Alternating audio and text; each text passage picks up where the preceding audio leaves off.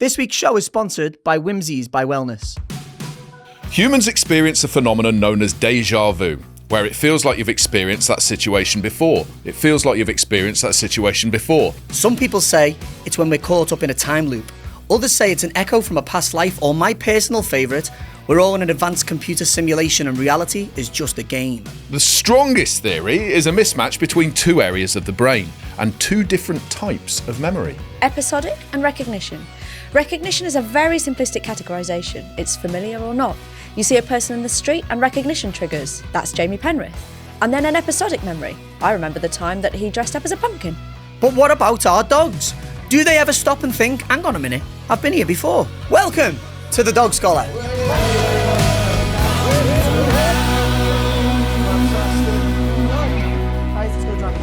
What happens in human brains when they experience déjà vu? Ooh, tell us, Sab, tell us. Not again. I think we've been here before.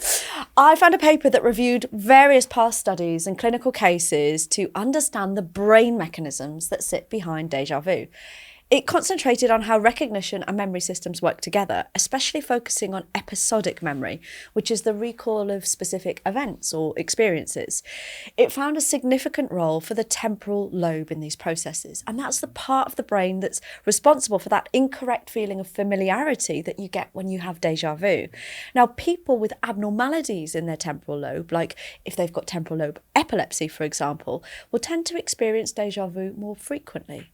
Now, déjà vu happens, we think, because of a mismatch between the recognition system and the retrieval of an episodic memory or a memory of an event. I've just thought if I was watching it, if I was playing away from home and you got caught, you'd just say, I'm ever so sorry. It was a temporal lobe mismatch. I was certain it was you. Oh my God. To be honest, that's just kind of pissed on my chips a little bit there, because I quite like the idea of it being like a past life and stuff like that.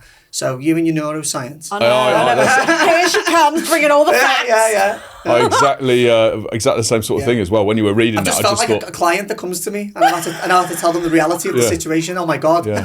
Empathy. I think anything like that, that's the problem with sitting next to someone like you, is that anything like that, you suddenly realise that you're not actually greater than the sum of your parts, and this sort of like existential crisis hits where you just think, oh, I actually thought that. No, there's just a machine inside of your head that's actually doing that, and it's the machine that makes you think that or not, depending on whether or not it misfires. So basically, when you think that you've been here before, your brain just gone... Yeah, basically. Rather than the Matrix doing that. Yeah. Oh, no. And we can't even take the red pill now. We're committed. We know now. And the thing is, no matter how smart you think you are, you're not smart enough to outsmart that piece of machinery, that hardware that's just gone... No. Do you know what I mean? Because you think, oh, I think I'll do... No, you haven't. Do you know what I mean? So then it raises the bigger question. Am I even me? What is going on? What I think I am is just a load of things. Yeah. I am what I am, but is that what you think? Deep. I'm still kind of on the fence with things like that. I usually need really hard evidence, but I still think there's a lot of stuff that we don't know about yet. So, when you think about us and how we are a plethora of different cells, and you look at each individual cell, and the mitochondria that we have has got different DNA, and how we could be organisms inside organisms inside organisms. Well, what do we go and then make up? There could be parallel universes that we don't even know about. We could be something small inside of something huge. So I would never say never. It's so broad that it exceeds the human mind's capabilities, or the average human mind, at least, maybe not Sab's. But sorry, déjà vu is definitely in your brain. Yeah. I say to I'm going to go a little bit of a tangent here, but it's something I say to my kids, or have said to my kids in terms of life and death and existence and all that sort of thing. And I said, what makes my parents makes me, and what makes me makes you. We are the same. Whatever it is that comes together to make me operate is what's coming together to make you operate, along with that of your mum. So it's like the old selfish Gene Dawkins thing, isn't it? Yeah. Really, we're like hermit crab shells. Do you know what I mean? But the actual hermit crab of what makes me jumps into your shell and lives its life through you, and then jumps into the shell of your children and lives its life through them. So there you heard the first. Jamie's got crabs. But so you never actually. What I'm saying is, you never actually go. You never actually leave. You're a shapeshifter. We're all shapeshifters, and déjà vu was just an echo of that. Memories of past events or episodic memories are really important for déjà vu, but can dogs remember past events in the same way that humans can? Well, I found a study that looked at this, and dog owners were asked questions about situations that had happened in the past and the behaviours that their dogs showed that would indicate whether they remembered them or not. Now, the data was coded then to see if there was evidence specifically of them using an episodic memory. And they found dogs could remember events that only happened once, even many, many years ago. They could remember the people that were involved as well as the locations. And the most common trigger for those memories was the location itself. So dogs can definitely remember past events in a similar way to humans can. That doesn't shock me in that they're remembering things from years ago. We constantly refer in the industry to singular learning events, don't we? If the dogs link with an outcome, whether it be a positive outcome or a negative outcome, then the dog's going to remember. And clients will tell you all the time, like, you know, we take our dogs out and he remembers this gate and he knows there's a cat there, or she Sab, there's a cat there. But I think it's interesting, like, when we remember we've been to places loads, but there's a little touch difference to déjà vu. We remember it, but we don't, but we do. Yeah. I wonder how that feels to a dog. Yeah. You know, is it a very rudimentary form of memory compared to ourselves? Yeah. And will they be able to tell the difference? Or would they even recognise it as déjà vu or just go, yeah, I've been here before? Yeah, well, we know that dogs have got really good episodic memories. They can remember an event rather than just a picture of something. They can kind of like replay an event in a similar way to we think we can. So we certainly know that they've got at least part of the machinery that you need for déjà vu. Mm-hmm. Oh, come on, Fun Sponge. Come on, Fun Sponge. Come on, Jay. Bring the gloom. Yeah. Every poo needs an eel. Yeah. Probably gonna rain. Okay. Yeah, let me just stamp on your optimism. Yeah. No, my thoughts on it, like you were saying there, with memory, with dogs and with memory. I will remember things that I consider to be significant or of value to me, whether that's in an evolutionary sense or whether that's in a sort of like experiential sense, you know. If you put 1,000 things on a conveyor belt going across in front of me, and there's not the generation game, Jeff. No, but that's a memory test. That would be a memory test, wouldn't it? The generation game. And so I think, well, okay, what was there? If one of these things was doing something like if a cauliflower on this conveyor belt was going, hello, I'd think, cauliflowers don't do that. Yeah. So the first thing that I would remember when I've got this line of things is the cauliflower that did that, because it triggered something in me. It was unusual. Or if they go along, £1 million, go along, a naked individual, you know, depending on your sort of thing, you think, ooh. You know, you're attaching it to an emotion. Yeah, it would be something that has got some kind of emotive significance to me. So I think with memory, with dogs, the greater the emotive significance that we can attach to something, the greater the chance of your dog. Remember, I've got to be honest. I think in that generation game, I'd just be sat there not remembering anything, thinking, I think I've been here before. I just think, go on, Bruce, do that. Yeah. I hear you. What's your dog remembered that you wish they hadn't? The vast majority, I think. Yeah. The vast majority, Everything. I think. Yeah. Yeah. I think that remembering negative things or remembering things that you wish you hadn't is part and parcel of training your dog, isn't it? You know, if they remembered everything that you wanted them to remember, and then we wouldn't have a job, would we? To be honest, you know, it's not really like a bad thing. It's hard to describe. It's not a bad thing from a dog trainer's perspective. I don't mind my dogs learning things that I don't want them to necessarily. I'll do my best to make sure that doesn't happen. But it's just another thing to resolve. It's another question to answer. Do you know what I mean? If we go out one day and I haven't got eyes on my dog and they've had an experience, then it's on me to set that up again and create an outcome that's more desirable to both the dog and me. Do you know what I mean? Yeah. So people at home, you know, don't worry if your dog's learning these things. It's an opportunity to rectify them. Yeah. This week's show is sponsored by Whimsies by Wellness. A good dental chew should be a win-win. Your dog gets a treat that they can take off to a corner and chew on, and you get a significant improvement in their breath and all-round oral health.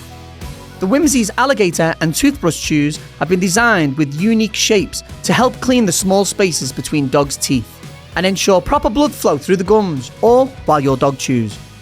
Look out for Whimsies in pet stores or order online by clicking the link in the description. Déjà vu is a glitch between recognising This is endless. something. You said that earlier. Oh my God. You two are insufferable. Go on, try reading it again.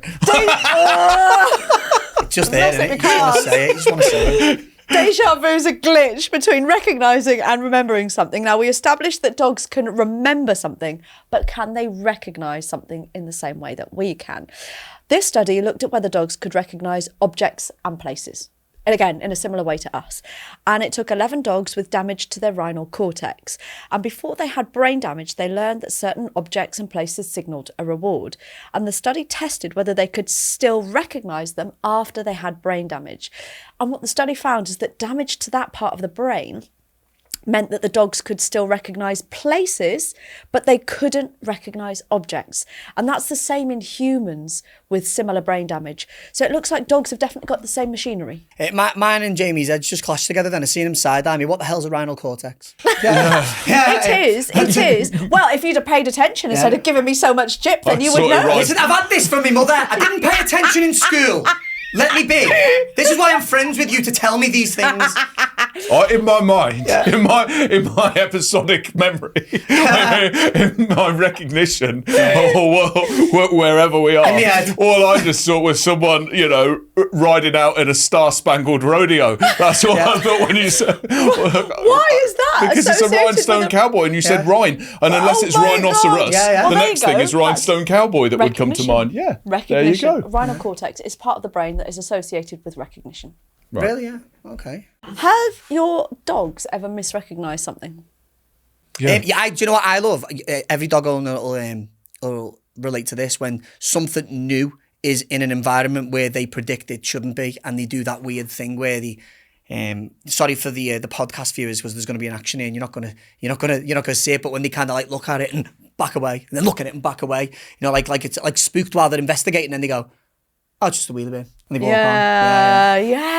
And my Mallies used to do that all the time.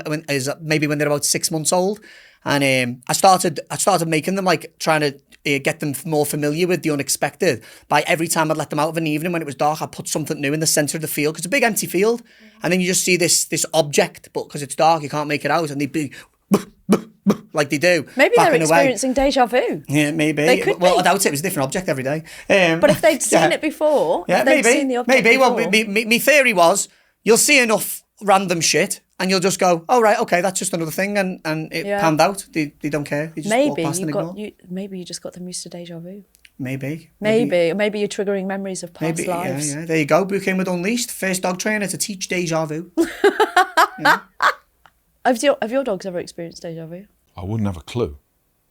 Yeah. I wouldn't have a clue. I don't even know how I could tell you an accurate answer to that. I don't know how I could say, I think it'd be really difficult to tell. I mean, we know they've got the machinery. I couldn't even tell if you are. Do you know what I think? I think we're in exciting times, though. I think within the next 20 years, I think neuroscience is going to go through the roof. Like, we're going to, we were only speaking about this the other day, weren't we? About how we put them in a brain scanner. When that technology evolves to where the brain scanner is mobile and around, we're going to find out some crazy things, aren't we? It would be amazing. Yeah. It would be absolutely amazing. When you see some of the advances in human neuroscience and being able to project particular thoughts onto a screen in front of you, there was a really great study that basically was monitoring the activity of neurons when someone was remembering a Pink Floyd song, and they used AI to be able to quite accurately recreate the song just based on the neural activity, which is phenomenal. And he was just laying there while this was happening. So this, I don't know the they'd be quite comfortably numb.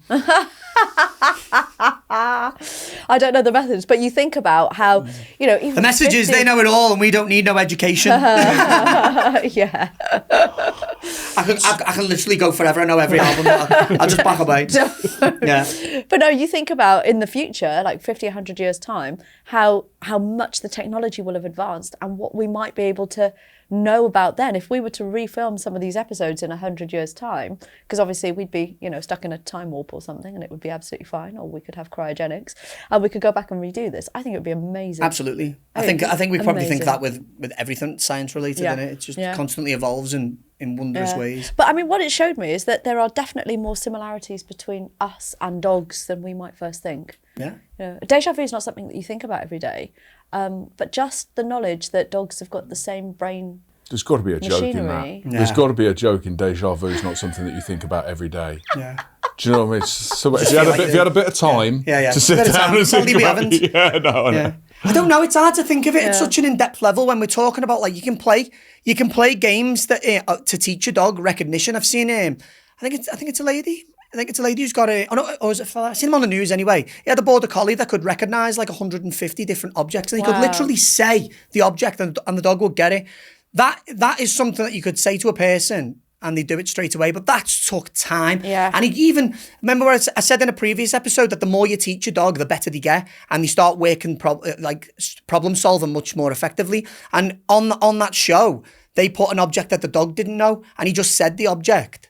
And the dog went in, and you could see the dog rooting through. And it took a while, but the dog ended up retrieving the unknown object just through process of elimination, or how it would appear. And I know that. And he just picked up the random one. And it weren't like cut and put together. It was one full take. So, you know what I mean? There was no way of doing it. You could see the difference in how the dog done that repetition. So it's interesting, like, if it takes that long to remember things, are they feeling it and experiencing it the same way as us? And I guess it's whether or not they have the intelligence to question whether what they're experiencing that's what I mean, is deja vu. Yeah. Or do they just go, that was funny? If they've got like a rudimentary form of memory in terms of we'd learn that very quickly, maybe a deja vu to them is no different than, I've been here before. Yeah. It's maybe they just feel like they genuinely have as opposed to going, and they don't question. Dogs don't question further learning knowledge. Where does this come from? How does this exist? Or do they? Nah. It's a blissful world they live in. It's a blissful world. What was the guy trying to prove?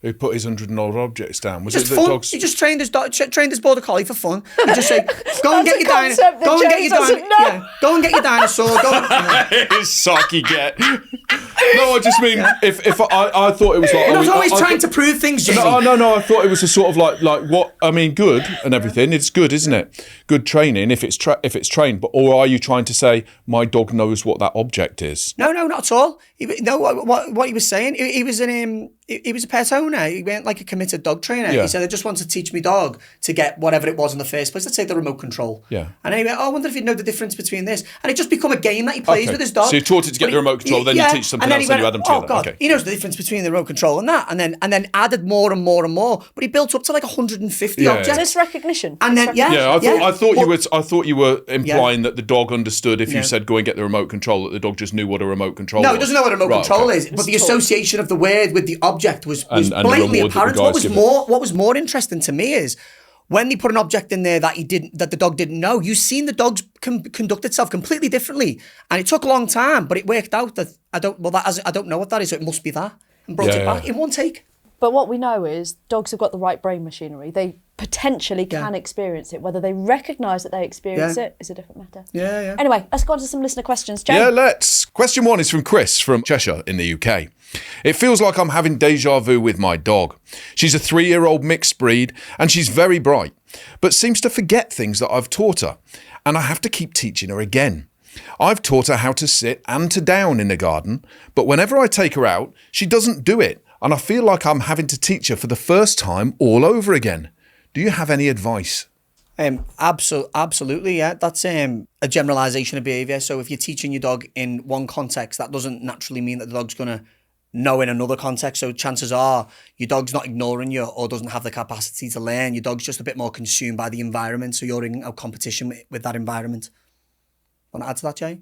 No, I would just, my thought process is that's just training, Chris. Yeah. That's just training. You could say, if I say to you, to put it very simply, if I say to you, Chris, because we can speak, sit on the chair over there where Danny is, and you go and sit on the chair. And then I take that chair and I put it outside the room and I say to you, Chris, go and sit on the chair over there. You'll know to go and sit on the chair over there because we can communicate to one another. Or I could even just say to you, Chris, take a seat.